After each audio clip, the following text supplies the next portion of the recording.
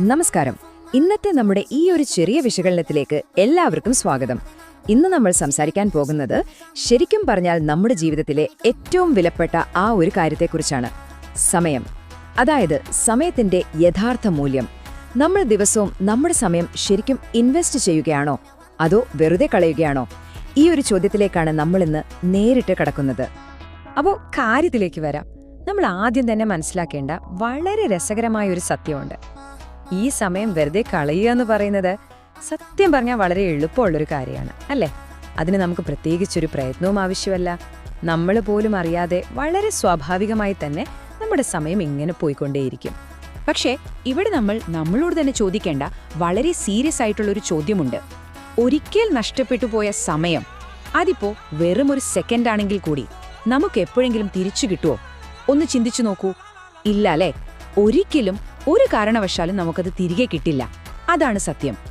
ഇതിപ്പോൾ നമ്മൾ ഡെയിലി ലൈഫിൽ ചെയ്യുന്ന ഒരു ചെറിയ കാര്യം തന്നെ എടുത്തു നോക്കാം. നമ്മളിപ്പോൾ ഒരു നെറ്റ്ഫ്ലിക്സ് എപ്പിസോഡ് കാണാനിരിക്കുന്നു എന്ന് വിചാരിക്കാം. വെറും 40 മിനിറ്റ് അത്രയല്ലേ ഉള്ളൂ, പെട്ടെന്ന് തീരും എന്നൊക്കെ നമ്മൾ വിചാരിക്കും. ഒറ്റനോട്ടത്തിൽ അതൊരു വലിയ കാര്യമായിട്ട് നമുക്ക് തോന്നില്ല. വളരെ ചെറിയൊരു സമയമായിട്ട് നമ്മളെ അത് ശരിക്കും തെറ്റിദ്ധരിപ്പിക്കും. എന്നാൽ ഈ 40 മിനിറ്റുകൾ എത്ര പെട്ടെന്നാണ് വലിയൊരു നമ്പറിലേക്ക് മാറുന്നതെന്ന് നിങ്ങളൊന്ന് ആലോചിച്ച് നോക്കിയിട്ടുണ്ടോ? ഒന്നിനു പുറകെ ഒന്നായിട്ട് നമ്മളിങ്ങനെ എപ്പിസോഡുകൾ കാണുമ്പോൾ ഒരു ദിവസം തന്നെ നമ്മുടെ കയ്യിൽ നിന്നും ഏകദേശം 3 മണിക്കൂറോളമാണ് നഷ്ടമാകുന്നത്. ദിവസത്തിൽ 3 മണിക്കൂർ. അങ്ങനെയാണെങ്കിൽ ഒരാഴ്ചയോ അല്ലെങ്കിൽ ഒരു മാസമോ ഒന്ന് കണക്കുകൂട്ടി നോക്കൂ. എത്ര വലിയൊരു സമയമാണ് നമ്മൾ അറിയാതെ തന്നെ അവിടെ വേസ്റ്റാക്കി കളയുന്നതെന്ന് അപ്പം മനസ്സിലാവും. ഇത് ശരിക്കും നമ്മുടെ മുന്നിലുള്ള 2 പ്രധാനപ്പെട്ട ചോയ്സുകളെയാണ് കാണിക്കുന്നത്. ഒന്നുകിൽ സമയം ഇൻവെസ്റ്റ് ചെയ്യുക, അല്ലെങ്കിൽ അത് വേസ്റ്റ് ചെയ്യുക. പെട്ടെന്നുള്ള ഒരു രസത്തിനു വേണ്ടി നമ്മൾ ഈ സമയം പാഴാക്കുമ്പോൾ ശരിക്കും പറഞ്ഞാൽ നമ്മുടെ ഭാവിയിലേക്കുള്ള വലിയൊരു നിക്ഷേപമാണ് അവിടെ ഇല്ലാതാകുന്നത്. കാരണം സമയമെന്ന് പറയുന്നത് പണം പോലെ തന്നെയാണ്. ഇന്ന് നമ്മളത് ശരിയായി ഇൻവെസ്റ്റ് ചെയ്താൽ അത് കാലക്രമേണ പെരുകി കോമ്പൗണ്ട് ചെയ്ത് നാളെ അത് വലിയൊരു റിസൾട്ടായിട്ട് നമുക്ക് തിരികെ കിട്ടും.